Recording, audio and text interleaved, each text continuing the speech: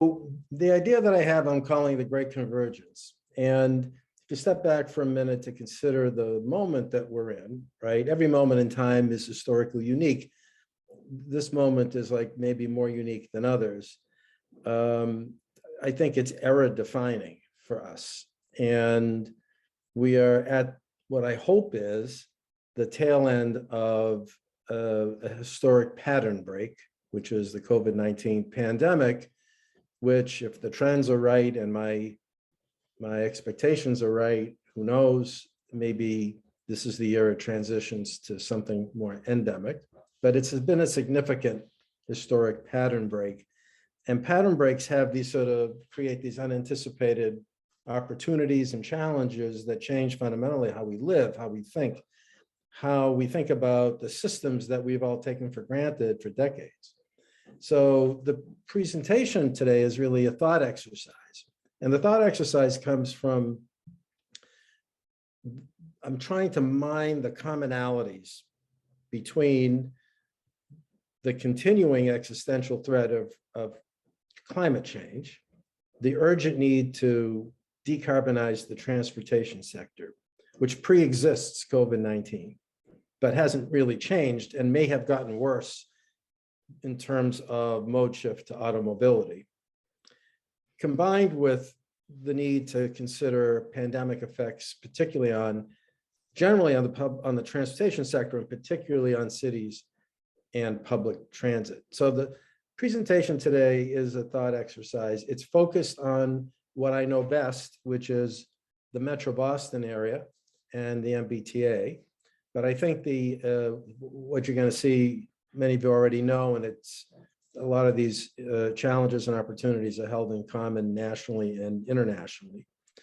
And so let's start with the pandemic effects on public transport. There are many pandemic effects on public transport. I'm going to highlight three that I want to focus on: ridership decline, travel pattern changes, and operating budget pressures. So where have we been? This is data from the T. These slides are from MBTA public presentations.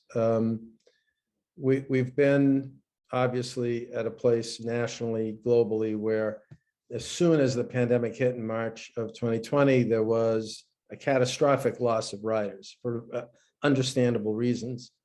That ridership then leveled off, and we were able to understand better who are essential workers, who is really transit dependent. Some information to be gleaned from that, from a transportation equity perspective, to be sure. We noticed shifts, very quick shifts to automobility, unfortunately, and also to walking, some to cycling, but the spikes in urban walking were dramatic. They've leveled off, but particularly in cities that are quote unquote walkable, Boston being one of them, you see that people made some mode shift to automobility, but there were significant mode shift to sustainability in terms of increased walking and cycling when that was possible. We also know that of all the modes on the public transit side, bus was the most resilient in Boston. We can see that pretty graphically here from some T data. And that's no surprise either when you think about generally the demographics of who's using the bus. And at MIT, one of our grad students put together this chart that basically shows, no surprise, transit connectivity from essential worker residences in the greater Boston area. 10 busiest bus routes at the height of the pandemic were connected to where essential workers were living. Now, some good news, there's been a slow and steady recovery. And you can see in this chart from the T that goes to basically early last fall, October data, how that steady recovery has occurred. That is, I think, a factor of a variety of reasons. Vaccinations, people feeling more comfortable. That's pre-Omicron data. But it clearly shows, and I think I've seen data from systems across the country, in the United States, where you can chart the increase in vaccinations in urban and transit districts to an increase in transit ridership. Schools were back, they were not remote, colleges and universities in Boston in particular. So a lot of factors drove this steady improvement. I think some people additionally went back actually to office settings and to work. So those trends are good. The trends through were for the T. So the MBTA sort of set out worst case, middle case, and best case scenarios for ridership recovery. And what you see here is that, and this continues to be true, the trend has been to be sort of between middle case and best case, which I take as good news. Now, best case is never going to reach, or is not going to reach in a long time, 100% of pre-COVID ridership.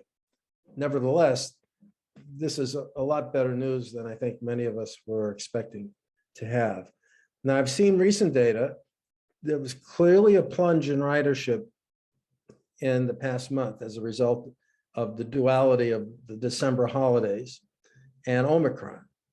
But again, more recent data suggests that ridership is increasing, particularly as in the Boston area, at least, we're significantly past Omicron peak.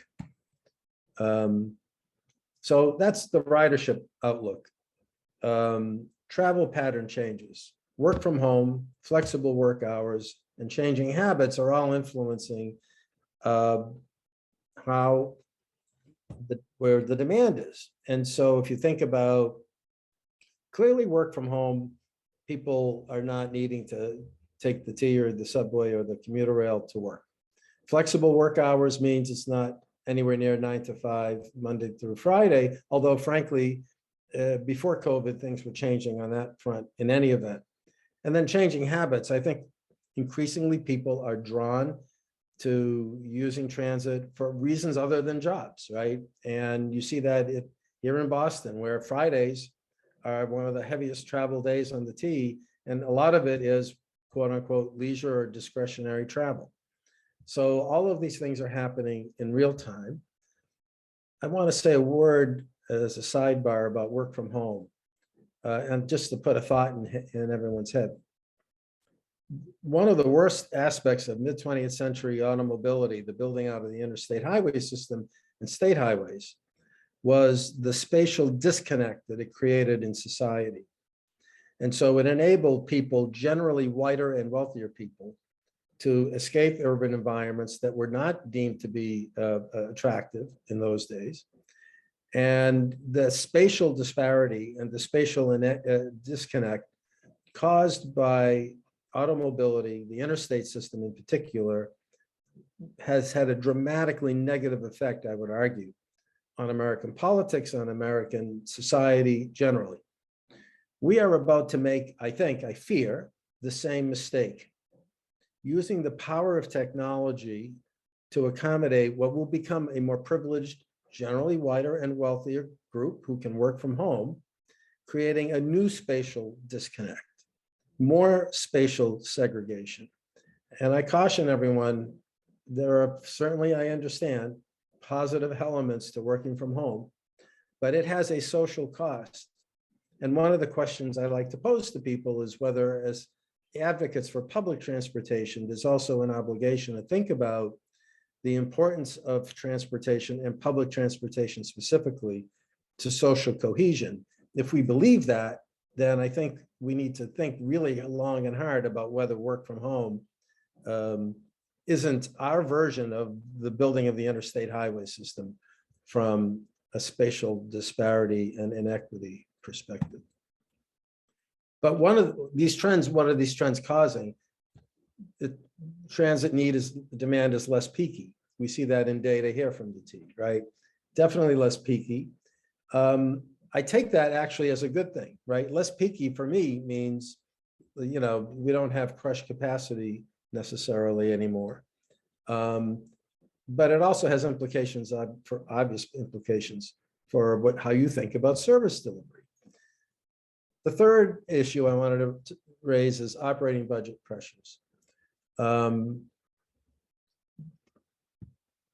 all know transit systems run on two budgets. There's an operating budget, a capital budget. And the operating budget, what I say to people generally, if you don't understand it, is that's what you use to pay people with, and the capital budget is what you use to build stuff with. That's very broad, I understand that. Transit systems across the board, on average, rely on fares for about 33% of their operating budgets. Some are more, like New York. Some are less, like Atlanta. Massachusetts, the MBTA is sort of right in that 33% range, right? I think that's high. And clearly, the reason why agencies were in fiscal distress after the plummeting of ridership was because they lost fare revenue, like massively, right? And clearly, the reason why Congress stepped to the rescue in 3 COVID relief acts was to sustain operating budgets at a time when ridership had plummeted. Part one. Part two, there are new operating costs, right? Particularly the new cleaning protocols. A lot of COVID-induced costs have now occurred, and that will remain, that will continue. So you've got reducing fare revenues, you've got increasing expenses. Service delivery changes. I think that in order to respond to what we were just talking about, the work from home, flexible work hours, less peaky, changing habits, that service delivery needs to change from its prior pre-COVID peak response to something that's more frequent all day long. That will require more drivers, more operators, probably more equipment. Those things cost money. We know that there is an active free fare movement, not just in Boston, but nationally. How that plays out, no one can predict. But I do think that at least the notion of free urban bus has some currency, no pun intended. And there are reasons why you might consider that to be something that's worthwhile doing for both the service delivery perspective and an equity perspective. Will have its pressures on operating budgets. And no ongoing federal role. It was a huge disappointment to me and many others that Congress and the bipartisan infrastructure bill didn't really do what I was hoping it might do, which is begin the process of reintroducing federal funding support for transit operating expenses, which was abolished, taken away during the earlier years of the Reagan administration.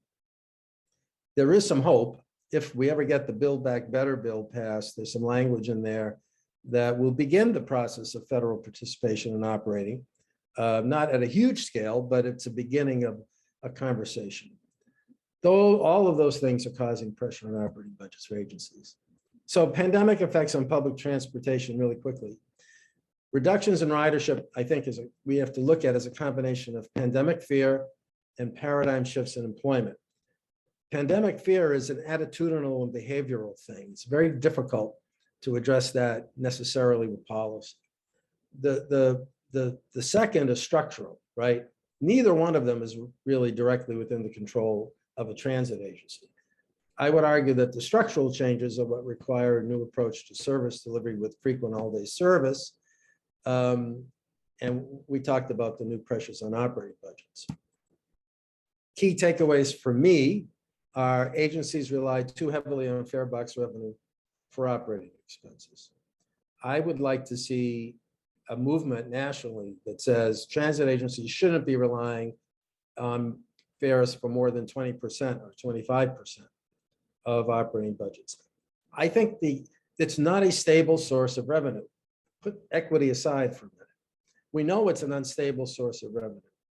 And no private sector business in its right mind, looking at the instability of fare revenues, would think, oh yes, I want to be more reliant or equally reliant on fare revenue from my operating side. So that needs to get addressed, and that will require new stable fare revenue sources. These are difficult political conversations, but I think they need to begin. So now shifting, time is limited here, to transport decarbonization, right? Bad news is that transport emissions have been rising. No surprise, because more people have been driving, right? You can see the trend here happening, and you see the trend here. Fuel demand is gasoline fuel demand plummeted at the beginning of the pandemic. It's basically back to where it was, diesel fuel on its way up. Decarbonizing the transportation sector. So moving to electric from the internal combustion engine, certainly the path of least resistance, and certainly has a lot of broad support, recent additional federal funding support from the infrastructure bill, and it's clearly the biggest bang for the carbon buck. If you don't get too deep into well-to-wheel realities of emissions, that's a different conversation. But many folks who are thinking about transportation sector decarbonization are putting a lot of eggs in the EV basket, right?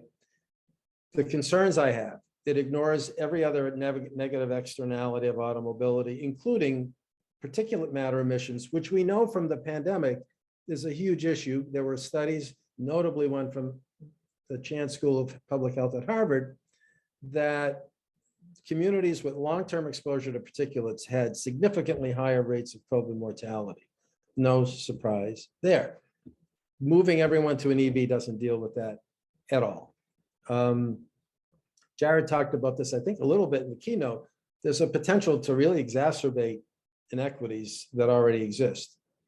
And one of the things that at Transit Matters we're trying to raise and amplify is a discussion of decarbonization equity, what that means and how that needs to be on the table when we talk about public transport or transport sector decarbonization. COP26, like the state of Massachusetts, like other places, focused very heavily on EVs as the solution. I think gave pretty short shrift to mode shift, to transit, cycling, and walking. This is a mistake. There's a time value to carbon emissions, right?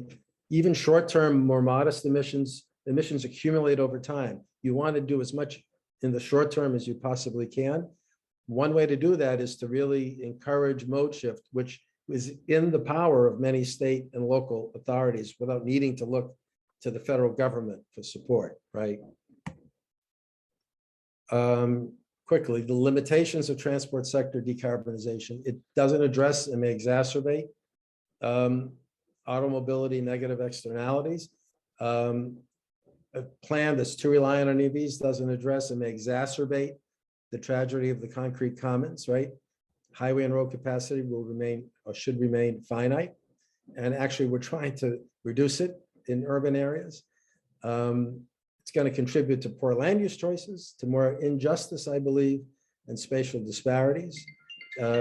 Transportation plan that's too reliant on EVs is also going to address the larger emissions question, because EVs, if you look at the well-to-wheel profile, they aren't carbon free.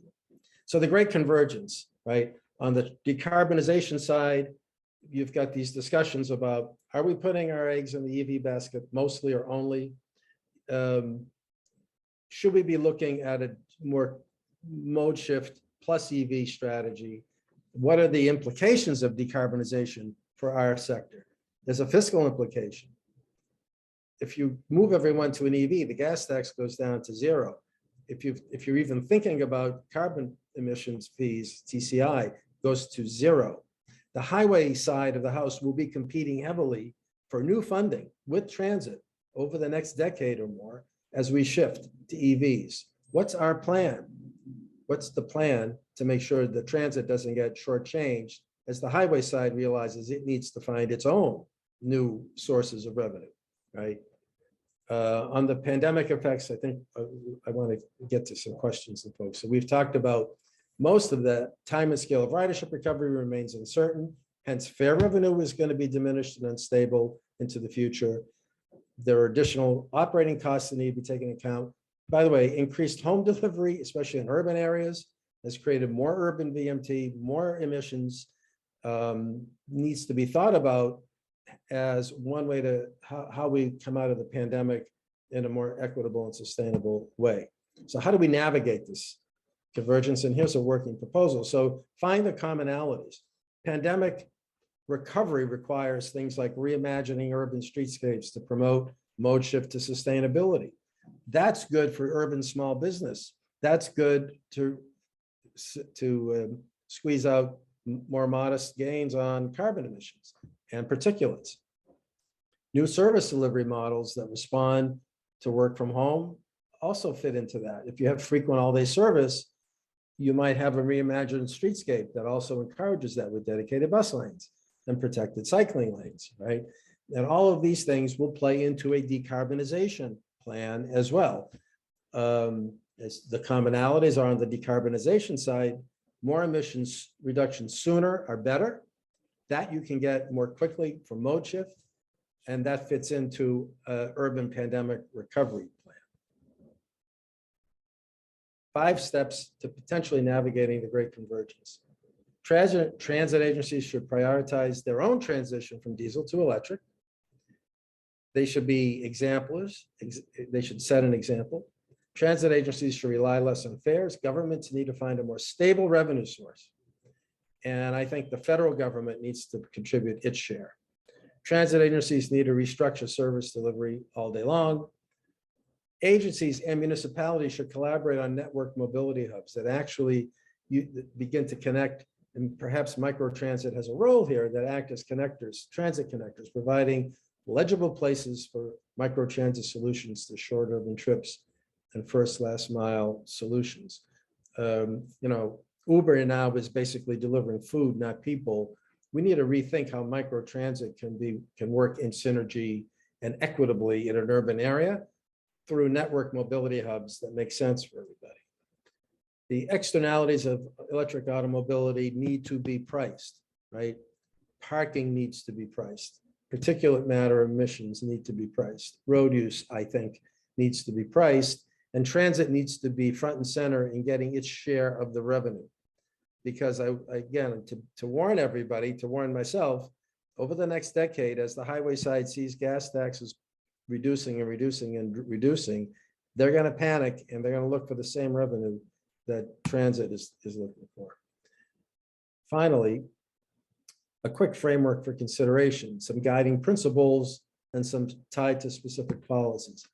I think the guiding principles for a better urban public transit sustainable system is to keep in mind the importance of social cohesion, which means not encouraging work from home, frankly, encouraging more social integration and using sustainable mobility as one piece of that equation. Focusing on public health, not just carbon emissions, but particulate emissions. Focusing on small business recovery, which means reimagining urban streetscapes with things like dedicated bus lanes, safe cycling lanes, complete streets. All of those things increase foot traffic and will help urban small business recover. Support urban density without crowding, which I think is encouraged by networked mobility hubs. Always keeping in mind equity and the need to not let technology stand in the way of making sure everybody has a stake in this. If you're talking about putting more cycling lanes in, make them protected. If you want to have your city cycle more, train people to cycle. Don't assume that everybody knows how to do it and knows how to do it safely. Specific policies and interventions that encourage this include recovery corridors, mobility hubs, frequent all-day service, commitment to connectivity and innovation, a public transportation system powered by electricity, reducing high automobility subsidies, charge for parking, charge for roads, and a commitment to decarbonization equity, right? Thank you for your time.